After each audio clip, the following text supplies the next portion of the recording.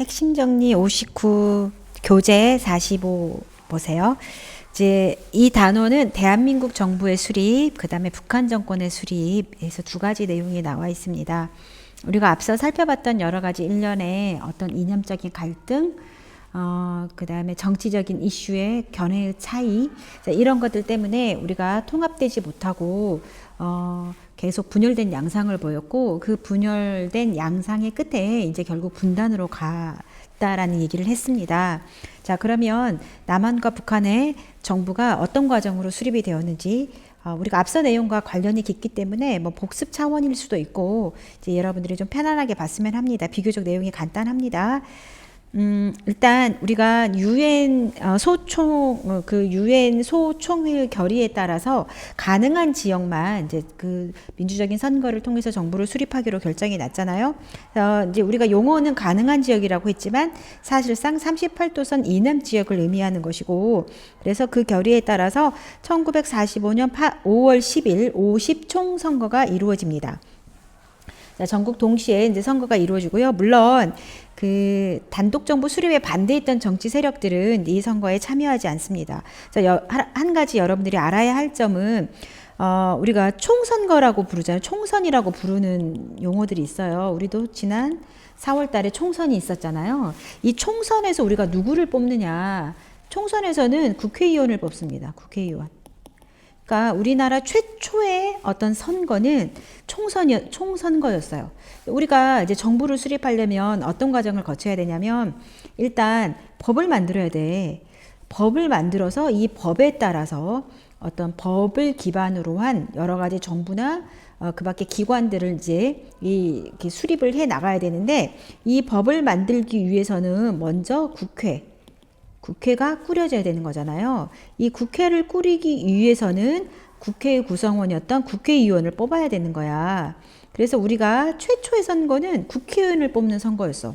그러면 국회의원은 어떤 식으로 뽑느냐? 각 정당에서 대표를 내잖아요. 그러면 국민들이 직접 선거를 통해서 뽑는 거잖아. 그런데 이 당시 50 총선거는 남한만의 어떤 정부를 수립하기 위한 총선거였잖아요. 그쵸? 그래서 정부 수립으로 가는 건데, 따라서 그 단독 정부 수립에 반대했던 정치 세력들, 예컨대 임시정부 계열 인사들, 이런 사람들은 이 선거 자체에 후보를 내질 않았어. 그러니까 불참했단 말이에요. 본인이 후보도 되지 않았고, 또 그 소속되었던 당에서 후보를 내지도 않았단 말이야. 뿐만 아니라 좌익 세력들, 공산주의자들도 역시 이 남한 지역에서 활동하고 있었던 사회주의자들도 이 남한만의 단독 정부 수립 반대했겠지. 따라서 참여하지 않았어요. 그러면 주로 어떤 사람들이 여러분 이제 그 국회의원이 됐는지 알겠지. 단독 정부 수립에 어느 정도 어때요? 동참을 하거나 묵인을 한 사람들이 이제 여기에 후보가 됐고 이제 국회의원이 되었다. 대다수가 이제 이런 사람들로 구성이 돼 있었고요. 이제 이 당시 우리나라 선거는 모든 국민에게 투표권을 부여가 됐습니다. 남녀 차이 없이 21세 이상의 보통선거, 최초의 보통선거가 이루어졌다고 볼 수 있어요. 이제까지 우리가 역사적으로 단 한 번도 실시되지 않았던 선거를 이 당시에 치렀습니다. 이럴 수 있었던 배경 중에 하나는 우리가 상당히 그러니까 문자 보급률, 그러니까 문맹률이 낮았다라고 보면 돼요. 다른 나라에 비해서 굉장히 우리가 좀 공부를 조금 하는 민족이잖아. 그래서 외국 사람들이 봤을 때도 놀라울 정도로 이렇게 글자 해독 능력이 있어서 이제 이게 가능했다라고 합니다. 그래서 국회의원을 이제 선출했고요. 원래 이제 선거구에 따라서 우리가 총 국회의원이 200명이 돼야 되는데 이제 198명이 선출됐던 거는 제주도가 4.3으로 인해서 두 곳이 선거 무효 처리가 됐기 때문이에요. 자, 참고로 알아두면 되겠습니다. 사실 이 제주도는 4.3으로 인해서 단독정부 수립 반대와 관련된 무력 항쟁으로 인해서 실제로 그 선거에 참여하지 못했던 그런 지역들이 있어요. 자, 이런 우여곡절 끝에 제헌국회가 구성이 됐습니다. 이때 이제 처음에 만들어진 이 국회를 우리는 제헌국회라고 불러요. 왜냐하면 여기서 헌법을 만들었거든. 그죠? 헌법을 만들었던 국회야. 지금 우리 헌법 있잖아요. 이것의 뿌리가 됐던 헌법을 만든 국회이기 때문에 특별히 이 일대 국회, 초대 국회를 우리는 제헌국회라고 이렇게 부릅니다. 자, 그래서 제헌국회는 이제 모든 걸 새롭게 만들었죠. 그쵸? 자, 대한민국이라는 국호도 확실하게 제정을 했고, 삼권 분립의 바탕을 둔 헌법도 공포를 했고, 그 헌법 이하 이제 각종 법률도 제정을 했습니다. 그래서 우리 이제 제헌헌법에는 확실하게 우리 대한민국은 대한민국 임시정부의 법통을 계승했다라고 이렇게 명시되어 있어요. 이 당시에 만들었던 헌법에. 물론 지금도 있고, 지금은 대한민국 임시정부의 법통을 계승했다라는 그 문구 자체는 없지만 3.1운동으로 만들어졌다라고 나와 있어요. 우리 대한민국은 3.1운동으로 만들어졌다. 즉 대한민국 임시정부부터 우리는 대한민국의 출발로 보고 있습니다. 그래서 건국과 관련된 우리 논쟁이 있잖아요.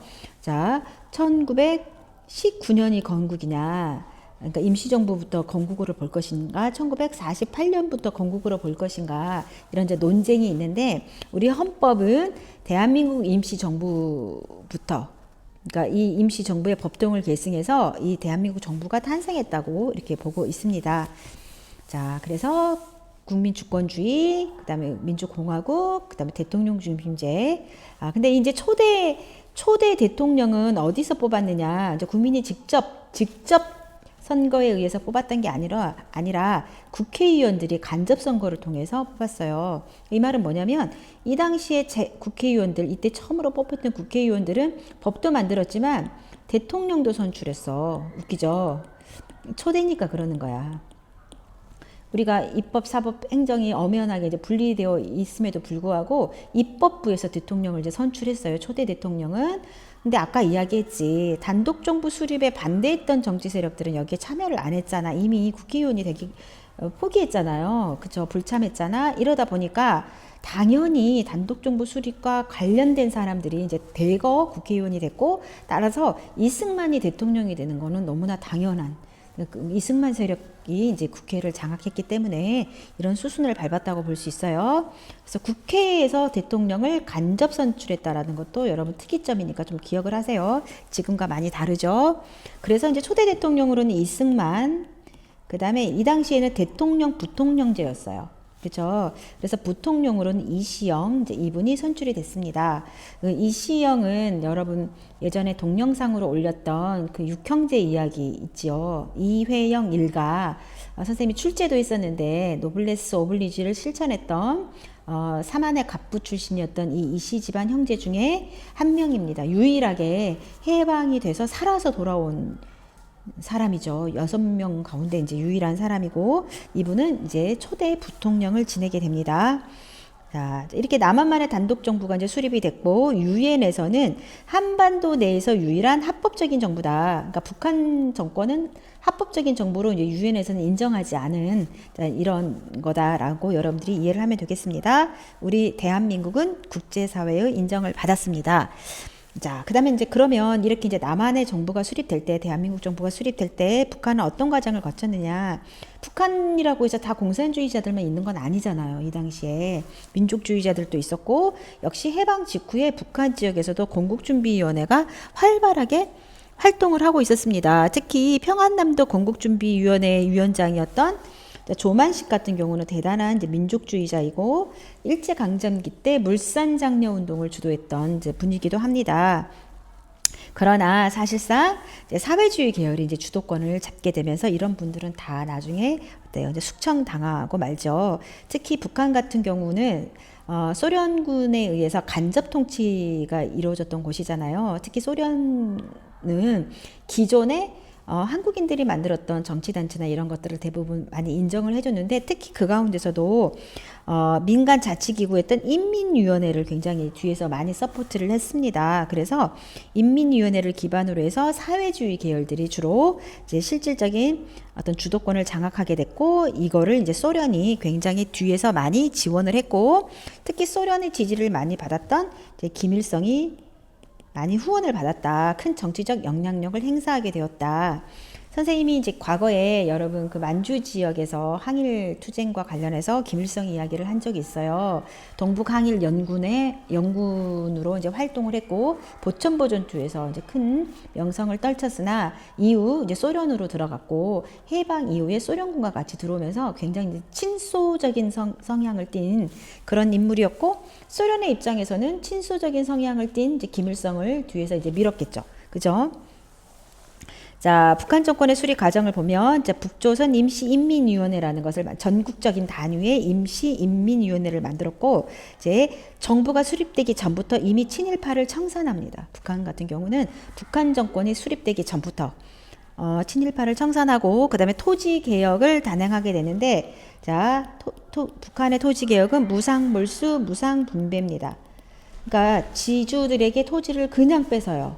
그냥 뺏고 그 다음에 그냥 나눠주는 거야. 토지가 없는 사람들에게 이제 나눠주는 건데 이제 이때 여러분 토지는 소유권을 준 건 아니었어. 이 분배라는 게 북한 같은 경우는 공산주의 체제이기 때문에 사유재산을 인정하지 않잖아요.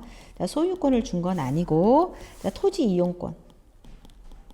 이용권만 이제 준 거야. 그래서 이제 소유권은 이제 국가가 소유하는 거죠. 북한은 공산주의 체제니까. 다만 북한 정권이 수립되기 전에 정부를 수립하기 전에 이런 우리가 사실 일제강점기 말부터 건국을 준비하면서부터 그 논의되었던 이런 그 굉장히 중차대한 과제를 이미 먼저 이제 해결했다라고 볼 수 있습니다.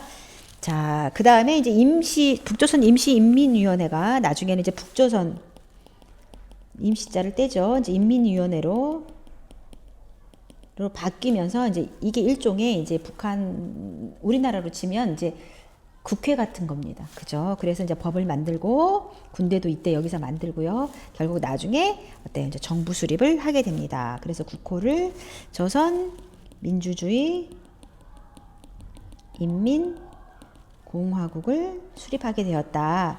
자, 이제 이 단원에서 여러분들의 핵심적인 건 뭐냐면 50 총선거가 누구를 뽑았는가, 그리고 이게 이제 정부 수립을 어떻게 연결되는가, 그 다음에 이제 어떤 의미를 갖는가. 우리나라 최초의 보통선거고, 대한민국 삼권분립, 어때요? 국민주권주의를 바탕으로 하고 있었다라는 거. 또한 대통령 선거는 국회에서 간선으로 뽑았다는 거. 국민이 직접 뽑는 게 아니라 간접선거 형태였다라는 거.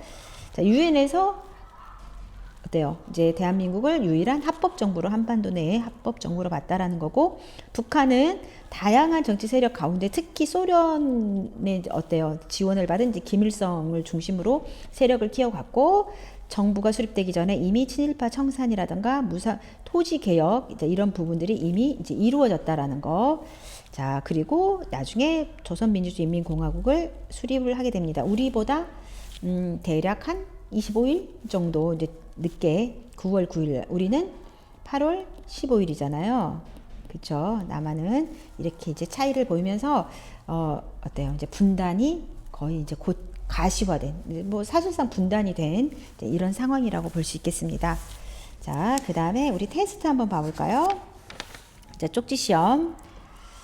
자, 우리는 50총선거가 실시된 것은 유엔 소총회에서 가능한 지역에서 그러면 선거를 하라고 했죠. 자, 재헌헌법 전문에는 대한민국이 이제 3.1운동으로 수립된 대한민국 임시정부의 법통을 계승했다라고 명시되어 있습니다. 자, 재헌헌법에서 대통령과 부통령은 어디서 뽑았다? 그렇죠. 국회에서 간선제 방식으로 선출이 됐다. 간접선거로. 우리 국민이 뽑는 게 아니라 국회의원이 대신 뽑아준 거라는 거죠. 그 다음에 이제 북조선 임시인민위원회죠. 아직 공식 인민위원회가 출범하기 전에 이미 이런 문제들을 추진했다. 자, 그 다음에 북조선 인민위원회. 이제 임시자를 뗐죠. 여기서는 헌법 초안을 만들고 이제 북한 정권을 수립하게 됐다. 인민군을 창설하고. 자, 관련 있는 내용끼리 연결하시오. 자, 50 총선거는 최초의 보통선거. 이승만은 초대 대통령, 이시영은 초대 부통령이 되겠죠. 자, 50 총선거에서 김구나 김규식 등은 선거 불참을 선언했습니다. 이 사람들은 단독정부 수립에 반대해서 남북 협상을 추진했던 사람들이죠. 자, 재헌헌법은 대한민국이 국민 주권을 바탕으로 둔 민주공화국이라고 명시했고, 자, 48년 12월 유엔 총회에서는 유일한 합법 정부라고 대한민국을 인정을 했고, 북한의 토지 개혁은 무상 몰수, 무상 분배의 방식으로 추진이 됐고, 자, 북조선 인민위원회는 토지 개혁 등의 조치를 통해 국가 건설의 토대를 마련했다. 자, 토지 개혁을 했던 것은 임시인민위원회입니다. 임시가 들어가야 되죠. 그래서 X. 자, 그 다음에 옳은 것을 모두 고르시오. 자, 재헌헌법, 우리 대한민국 재헌헌법. 처음 만들어진 헌법을 말하죠. 정부, 임시정부의 법령을 계승했고, 민주공화국이고, 자, 그 다음에, 국민주권주의고, 대통령, 부통령제는 맞는데 직선제가 아니라 간선제였지. 그죠? 그래서 기역, 니은, 디귿. 이렇게 하면 되겠습니다. 자, 여러분 수고했습니다.